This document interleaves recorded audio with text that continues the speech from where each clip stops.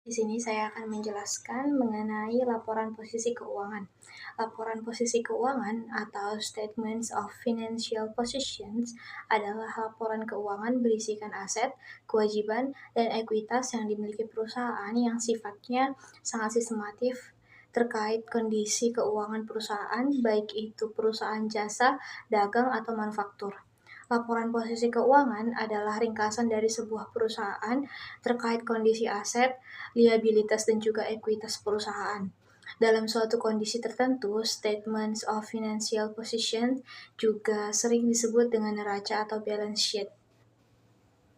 Kemudian fungsi laporan posisi keuangan yang pertama yaitu memberikan gambaran tentang kesehatan keuangan. Laporan posisi keuangan memberikan gambaran tentang sumber daya yang dimiliki dan kewajiban yang harus dipenuhi oleh suatu entitas pada saat tertentu. Hal ini membantu pihak-pihak yang berkepentingan untuk memahami seberapa sehat keuangan entitas tersebut. Yang kedua, mengidentifikasi kondisi likuiditas. Dengan melihat rasio antara aset lancar dan kewajiban lancar, laporan posisi keuangan membantu dalam mengidentifikasi tingkat likuiditas entitas. Hal ini membantu manajemen dalam merencanakan kebutuhan kas dan mengelola arus kas dengan lebih efektif. Yang ketiga yaitu menilai kinerja keuangan. Melalui laporan posisi keuangan, pihak-pihak yang berkepentingan dapat mengevaluasi kinerja suatu bisnis dalam mengelola aset, memperoleh dana, dan memenuhi kewajiban. Hal ini membantu dalam menilai efisiensi, profitabilitas, dan stabilitas keuangan entitas tersebut. Kemudian yang keempat, yaitu membantu dalam pengambilan keputusan. Informasi dalam laporan posisi keuangan digunakan sebagai dasar untuk pengambilan keputusan yang berkaitan dengan investasi, pembiayaan, dan pengembangan bisnis. Hal ini membantu manajemen dan pemegang saham dalam merencanakan strategi jangka panjang dan mengoptimalkan nilai perusahaan. Yang kelima yaitu memenuhi kewajiban pelaporan. Laporan posisi keuangan juga memiliki fungsi untuk memenuhi kewajiban pelaporan kepada pihak-pihak eksternal seperti investor, kreditur, dan regulator. Hal ini memastikan transparansi dan akuntabilitas dalam pengelolaan keuangan suatu entitas.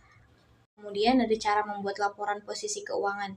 Ada beberapa langkah yang perlu dilalui untuk bisa membuat sebuah laporan posisi keuangan neraca. Yang pertama yaitu mengidentifikasi serta menganalisis transaksi keuangan yang telah dilakukan perusahaan dalam periode tertentu. Kemudian mencatat serta mengklasifikasi jurnal transaksi keuangan dalam perusahaan, kemudian memindahkan hasil entry jurnal di buku besar keuangan perusahaan, kemudian membuat neraca saldo berdasarkan informasi dalam buku besar, kemudian membuat worksheet kolom sesuai dengan buku besar, dan yang terakhir membuat laporan neraca berdasarkan lembar kerja kolom.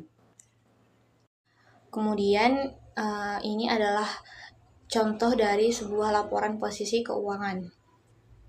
Sekian materi dari saya, dilanjutkan oleh rekan saya. Selanjutnya yaitu membahas elemen posisi laporan keuangan. Laporan posisi keuangan dahulu disebut sebagai neraca. Laporan posisi keuangan sendiri yaitu bagian dari laporan keuangan yang menunjukkan posisi keuangan suatu entitas pada suatu titik waktu tertentu. Laporan ini terdiri dari tiga elemen utama, yaitu aset, liabilitas, dan ekuitas. Yang pertama ada aset atau harta. Aset adalah sumber daya yang dimiliki perusahaan yang memiliki nilai ekonomi dan diharapkan memberikan manfaat di masa depan. Aset sendiri dibagi menjadi dua, yaitu aset lancar dan aset tidak lancar. Aset lancar dapat dikonversi sebagai menjadi kas atau digunakan dalam 1 tahun. Contohnya, kas, piutang usaha, atau persediaan. Aset tidak lancar digunakan dalam jangka panjang, contohnya tanah, bangunan, mesin, dan hak paten. Selanjutnya ada liabilitas atau kewajiban. Liabilitas adalah kewajiban perusahaan kepada pihak lain yang harus dibayar di masa depan. Liabilitas dibagi menjadi dua, yaitu liabilitas jangka pendek dan jangka panjang. Liabilitas jangka pendek yaitu kewajiban yang jatuh tempo dalam waktu 1 tahun, contohnya utang usaha dan utang pajak. Liabilitas jangka panjang yaitu kewajiban yang jatuh tempo lebih dari 1 tahun, contohnya obligasi, dan pinjaman jangka panjang. Selanjutnya, yang ketiga yaitu ekuitas. Ekuitas adalah selisih antara total aset dan total liabilitas. Hal ini mewakili hak pemilik atau aset perusahaan. Komponen utama ekuitas meliputi modal disetor, laba ditahan, dan cadangan. Modal disetor adalah dana yang disetor kepada pemilik atau investor. Laba ditahan adalah laba bersih yang tidak dibagikan sebagai dividen dan diinvestasikan kembali ke dalam perusahaan. Cadangan yaitu akumulasi dana yang disisihkan untuk tujuan tertentu. Baik, sekarang kita akan mengklasifikasikan laporan posisi keuangan. Jadi, laporan posisi keuangan itu menyajikan informasi keuangan perusahaan pada suatu titik waktu tertentu, yang dimana laporan posisi keuangan ini penting karena membantu mengelompokkan item yang serupa untuk membentuk subtotal yang berarti. Berdasarkan pedoman IASB (International Accounting Standard Board), laporan keuangan harus memberikan informasi yang cukup rinci agar pengguna dapat menilai jumlah, waktu, dan ketidakpastian arus kas di masa depan. Nah, struktur utama laporan posisi keuangan itu terdiri dari 3 elemen utama. Yang pertama itu aset, sumber daya ekonomi yang dimiliki perusahaan yang diharapkan memberikan manfaat di masa depan. Yang kedua, liabilitas, kewajiban perusahaan yang harus diselesaikan di masa mendatang. Yang ketiga, ekuitas, hak memiliki atas aset perusahaan setelah dikurangi liabilitas. Laporan ini disusun mengikuti standar akuntansi seperti IFRS (Statement of Financial Position) atau GAAP (Balance Sheet), yang memberikan gambaran tentang likuiditas, solvabilitas, dan fleksibilitas keuangan perusahaan. Klasifikasi aset dalam laporan posisi keuangan. Aset dalam laporan posisi keuangan diklasifikasikan berdasarkan likuiditasnya, yaitu seberapa cepat aset tersebut dapat dikonversi menjadi kas atau digunakan dalam operasi bisnis. Klasifikasi ini membantu pemangku kepentingan dalam menilai likuiditas dan stabilitas keuangan perusahaan. Yang pertama itu ada aset lancar atau current asset. Aset yang dapat dikonversi menjadi kas dalam waktu kurang dari 1 tahun atau dalam siklus operasi normal perusahaan. Contohnya yang pertama itu ada kas dan setara kas, saldo kas dan investasi jangka pendek yang sangat liquid. Yang kedua itu ada piutang usaha, tagihan kepada pelanggan yang diharapkan diterima dalam waktu dekat. Yang ketiga itu ada persediaan, barang dagangan atau bahan baku yang akan dijual atau digunakan dalam produksi. Yang keempat itu ada beban dibayar di muka, pembayaran yang dilakukan sebelum manfaatnya diterima, seperti sewa atau asuransi. Next, klasifikasi aset dalam laporan posisi keuangan yang kedua itu ada aset tidak lancar. Aset yang memiliki manfaat ekonomi lebih dari 1 tahun dan tidak mudah dikonversi menjadi kas. Contohnya itu ada yang pertama, investasi jangka panjang, investasi dalam saham atau obligasi yang tidak dimaksudkan untuk dijual dalam waktu dekat. Yang kedua itu ada properti, pabrik, dan peralatan, aset tetap yang digunakan dalam operasi bisnis seperti gedung dan mesin. Yang ketiga itu ada aset tak berwujud, hak paten, merek, dagang, goodwill, dan aset lain yang tidak berbentuk fisik tetapi memiliki nilai ekonomi. Klasifikasi ini penting untuk memahami struktur keuangan perusahaan, membantu dalam pengambilan keputusan investasi, dan memberikan gambaran tentang kemampuan perusahaan dalam memenuhi kewajiban jangka pendek. Next, liabilitas dalam laporan posisi keuangan diklasifikasikan berdasarkan waktu jatuh temponya, yaitu liabilitas jangka pendek dan liabilitas jangka panjang. Klasifikasi ini penting untuk menilai kemampuan perusahaan dalam memenuhi kewajiban finansialnya. Yang pertama itu liabilitas jangka pendek. Liabilitas jangka yang harus diselesaikan dalam waktu kurang dari 1 tahun atau dalam siklus operasi perusahaan. Contohnya itu ada utang usaha, kewajiban kepada pemasok atau pembelian barang atau jasa. Yang kedua itu beban yang masih harus dibayar, biaya yang telah terjadi tetapi belum dibayar seperti gaji karyawan dan bunga pinjaman. Yang ketiga itu utang pajak, kewajiban pajak yang harus dibayar dalam periode berjalan. Yang keempat, utang jangka pendek, pinjaman yang jatuh tempo dalam waktu kurang dari 1 tahun. Yang kedua, liabilitas jangka panjang. Liabilitas yang jatuh tempo lebih dari 1 tahun dan biasanya digunakan untuk pendanaan jangka panjang. Yang pertama, contohnya itu ada utang obligasi, pinjaman yang diterbitkan dalam bentuk obligasi dengan jatuh tempo lebih dari 1 tahun.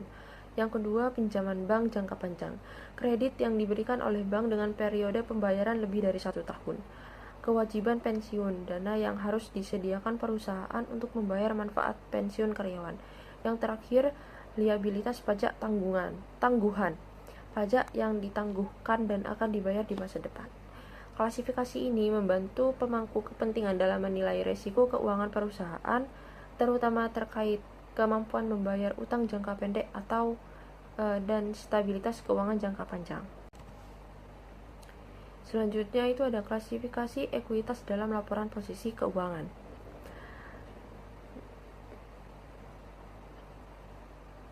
Ekuitas mencerminkan hak pemilik atas aset perusahaan setelah dikurangi liabilitas. Klasifikasi ekuitas dalam laporan posisi keuangan membantu dalam menilai struktur modal dan stabilitas keuangan perusahaan.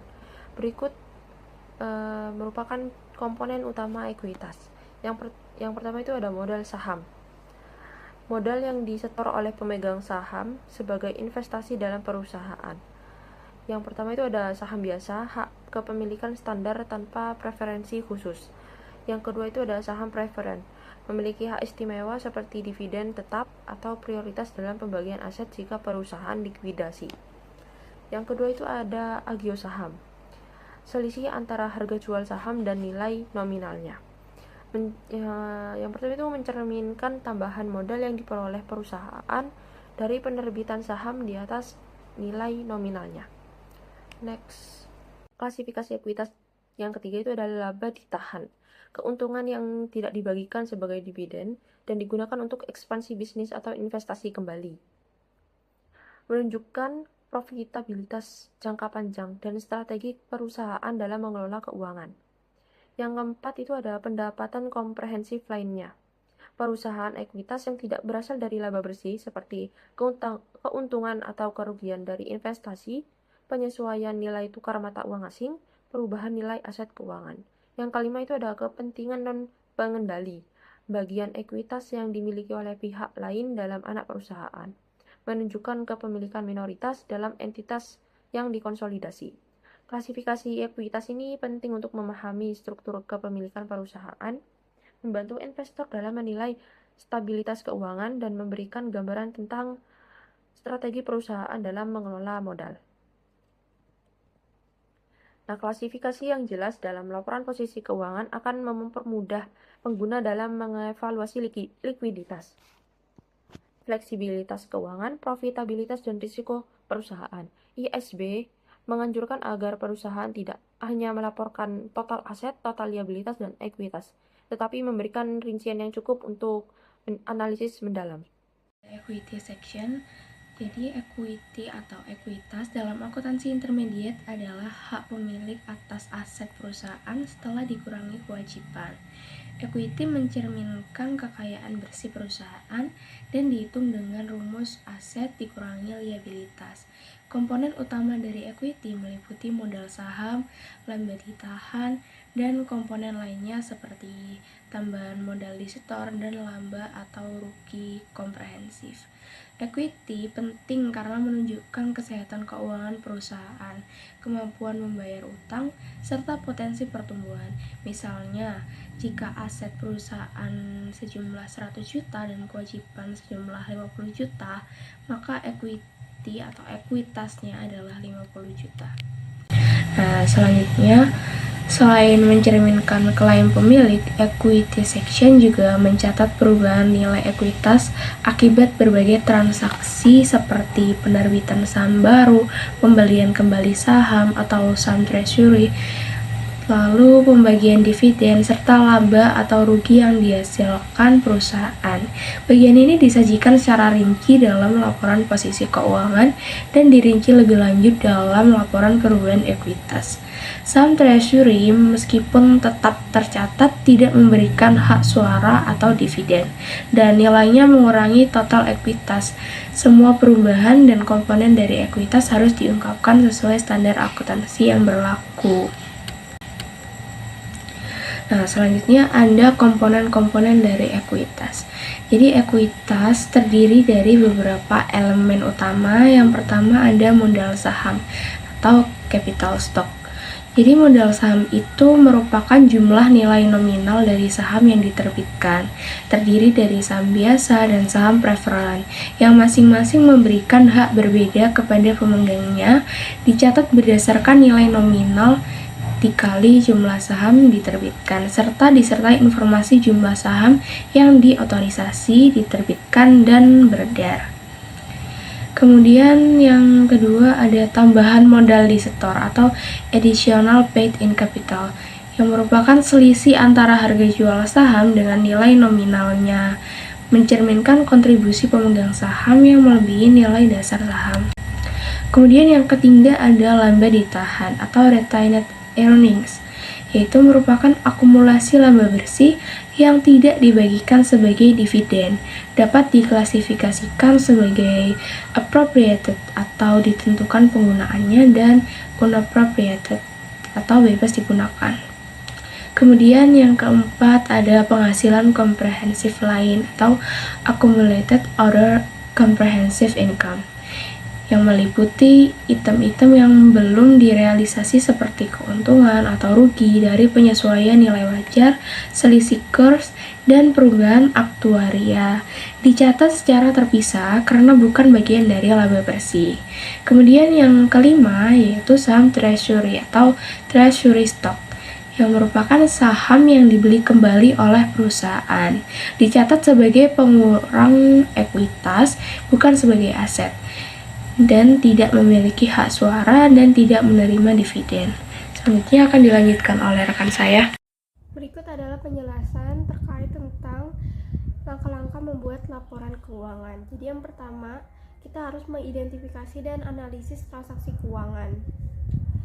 Jadi di dalam penyusunan laporan keuangan, hal pertama yang harus kita lakukan itu mengenali dan menganalisis setiap transaksi keuangan yang terjadi. Kayak contohnya ada pembelian barang dagang, pembayaran gaji, penerimaan piutang, atau investasi pemilik. Nah, analisis ini tuh bertujuan untuk mengetahui akun apa saja yang terlibat, apakah transaksi tersebut menambah atau mengurangi aset, kewajiban, dan ekuitas. Lalu selanjutnya adalah pencatatan dan klasifikasi dalam jurnal.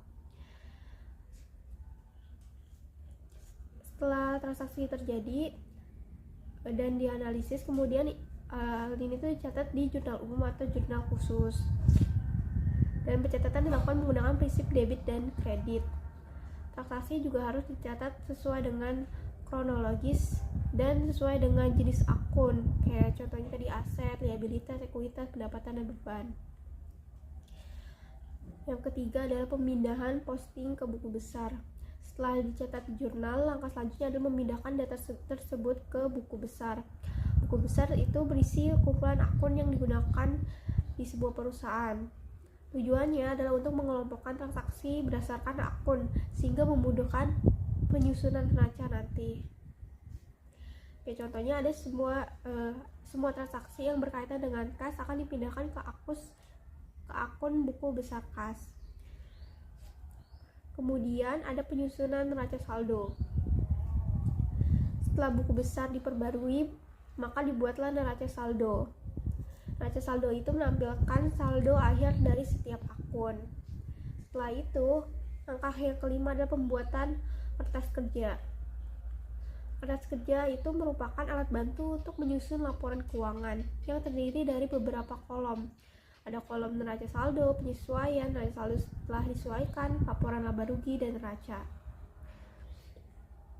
Dan yang terakhir, yang keenam, yaitu penyusunan laporan keuangan. Nah, berdasarkan dari kertas kerja yang telah disusun, barulah kita dapat membuat laporan posisi keuangan. Laporan ini menggambarkan posisi keuangan perusahaan pada satu titik waktu tertentu dengan disusun dengan struktur aset, liabilitas, ekuitas, dan rumus yang digunakan itu adalah aset sama dengan liabilitas tambah ekuitas. Laporan posisi keuangan memiliki beberapa bentuk yang berbeda, namun isi dan detail di dalamnya hampir sama satu sama lain. Terdapat dua bentuk laporan posisi keuangan. Yang pertama itu ada bentuk skontro. Laporan posisi keuangan skontro memiliki bentuk memanjang ke samping, di mana komponen aset, kewajiban, dan ekuitas dipisahkan menjadi dua lajur. Jadi kalau bentuk skontro itu, asetnya ada di bagian kiri, sedangkan kewajiban dan ekuitasnya ada di sebelah kanan. Laporan dengan bentuk ini paling cocok digunakan oleh perusahaan dengan jumlah akun yang sedikit. Contohnya seperti UMKM atau startup. Yang kedua itu ada bentuk Staffel. Laporan posisi keuangan Staffel sendiri memiliki bentuk memanjang ke bawah. Rincian aktiva, kewajiban, dan modal diletakkan berurutan ke bawah dan hanya dipisahkan dengan spasi. Nah, laporan dengan bentuk ini paling cocok digunakan oleh perusahaan dengan jumlah akun yang banyak. Agar kita lebih memahami bagaimana cara menyusun laporan posisi keuangan, di sini saya menyajikan contoh soalnya. Contoh soal yang singkat. Jadi, contoh soalnya itu PT Jurnal Karya memiliki informasi sebagai berikut ini. Total dana kas, piutang dan persediaan 3 juta, total investasi 6 juta, utang pajak dan utang bank jangka pendek 2 juta, utang jangka panjang 1 juta, total modal saham dan tambahan modal yang disetor sebesar 6 juta. Pertanyaannya adalah bagaimana cara membuat laporan posisi keuangan berdasarkan informasi di atas.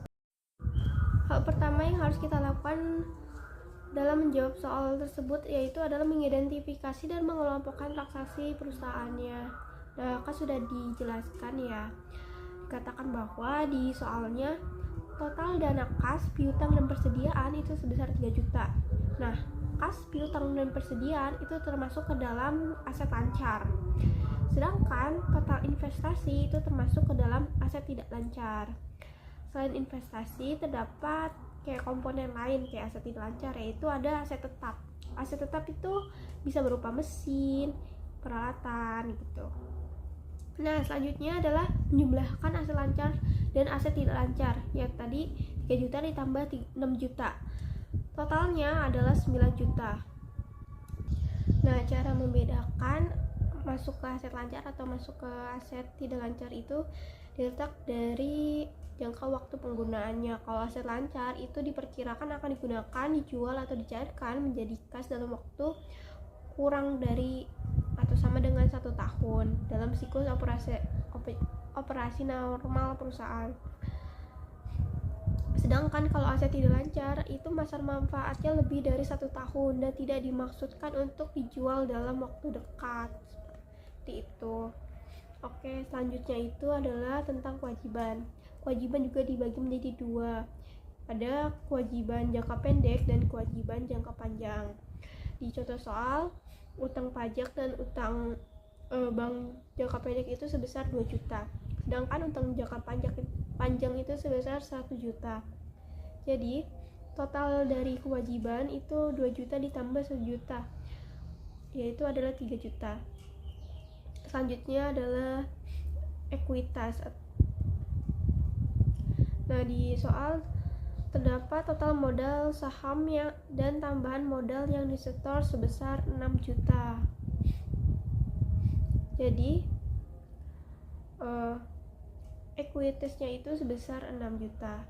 Nah, di sini perlu diperhatikan bahwa dalam penyusunan laporan posisi keuangan menggunakan rumus aset sama dengan kewajiban ditambah ekuitas. Jadi total aset sama dengan total kewajiban ditambah dengan ekuitas itu harus balance. Di sini total asetnya sebesar 9 juta dan total liabilitas dan ekuitas harus juga 9 juta. Seperti itu. Equity atau ekuitas adalah hak residual atas aset. Dalam istilah sederhana, equity atau ekuitas adalah hak residual atas aset. Dalam istilah sederhana, equity atau ekuitas adalah hak residual atas aset. Dalam istilah sederhana, equity atau ekuitas peran ekuitas dalam laporan posisi keuangan. Yang pertama yaitu peran ekuitas dalam laporan posisi keuangan. Yang pertama yaitu peran ekuitas dalam laporan posisi keuangan. Yang pertama yaitu peran ekuitas dalam laporan posisi keuangan. Yang pertama yaitu peran ekuitas dalam laporan posisi keuangan. Yang pertama yaitu peran ekuitas dalam laporan posisi keuangan. Yang pertama yaitu peran ekuitas dalam laporan posisi keuangan. Yang pertama yaitu peran ekuitas dalam laporan posisi keuangan. Yang pertama yaitu peran ekuitas dalam laporan posisi keuangan. Yang pertama yaitu peran ekuitas dalam laporan posisi keuangan. Yang pertama yaitu peran komponen-komponen ekuitas. Yang pertama itu untuk perusahaan badan hukum, misalnya komponen-komponen ekuitas. Yang pertama itu untuk perusahaan badan hukum, misalnya komponen-komponen ekuitas. Yang pertama itu untuk perusahaan badan hukum, misalnya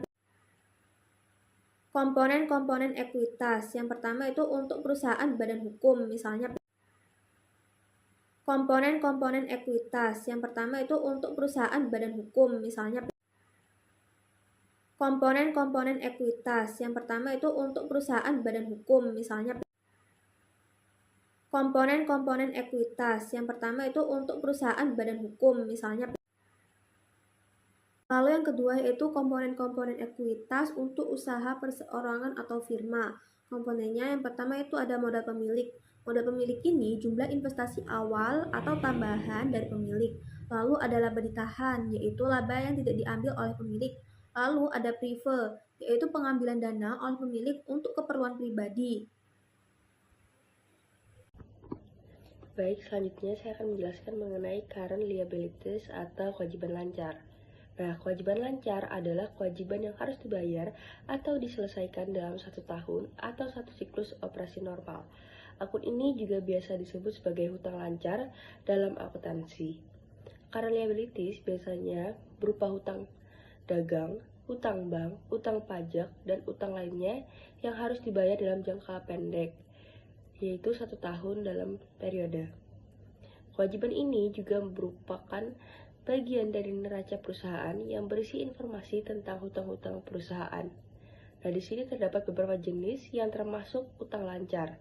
Salah satunya yaitu wesel bayar dalam hutang lancar adalah perjanjian pembayaran pada tenggat waktu tertentu. Lalu yang kedua, utang usaha atau utang dagang dalam utang lancar adalah kewajiban atas pembelian barang secara kredit. Lalu yang ketiga, pendapatan diterima di muka adalah pendapatan saat pelanggan melunasi atau mencicil tagihan pesanannya sebelum pesanan dipenuhi.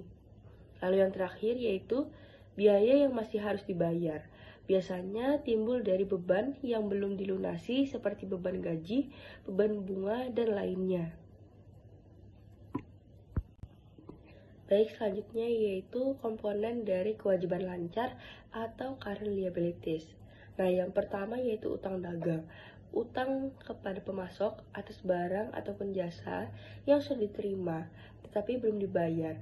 Biasanya 30-90 hari. Nah, yang kedua yaitu utang wesel. Utang berdasarkan perjanjian tertulis dengan jatuh tempo dan bunga tertentu.